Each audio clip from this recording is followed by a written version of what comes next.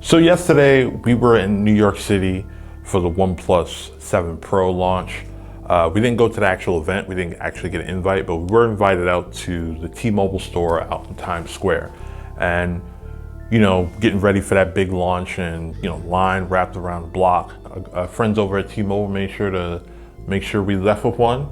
This is the 8 gig RAM, 256 gig storage option. We'll give you our first impressions and let us know what we think about it initially before we dive deeper into, reviews and cameras and all that good stuff.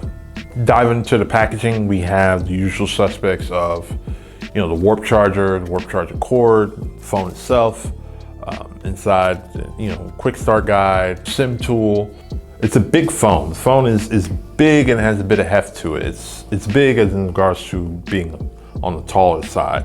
It's a 6.67 inch QHD AMOLED display with 90 hertz refresh rate. So what that means is that it's gonna move, with the faster RAM and different things, gonna move a lot snappier. Once you see it, you can't unsee it.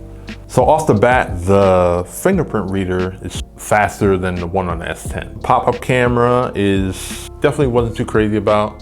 Not sure if I'm still am or not, but so far it's not as bad as I thought it would be. So far the few pictures that we've taken are actually pretty good. They're not quite the top pixel, but they're close. Like there used to be a bigger gap. That gap is a lot smaller, so I'm happy everybody's kind of catching up. Just a fast device.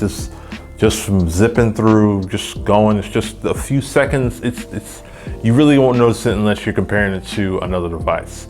So when you just zipping through, just open up, app drawer, opening up apps, it's a fast phone. So we're gonna take some time with it. We'll probably start off with the camera side of things, because that's just snap and go and then compare. So we're gonna try to have that up, some camera coverage up by the end of the week. We'll see if we can pull that off if time allows for it.